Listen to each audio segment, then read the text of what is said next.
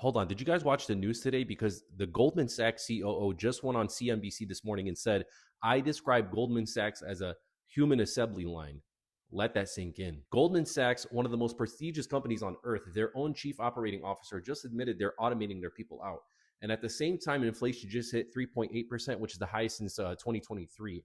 And consumer sentiment is at like the lowest it's ever been. People are feeling squeezed 100%. And the companies they work for are already planning for a world without them. And that's normal. That's part of the process. But what do you do with that information? What you do is you start solving for pain. That's literally how AI got this big. It didn't show up and say, hey, I'm cool. It identified problems that millions of people had and built solutions around them. That's why it's worth what it is today. So you don't need to build the next AI. That's not what you need to do. You just need to look at your industry, the one that you're in right now, and ask, what problem is nobody solving for and solving for well right now?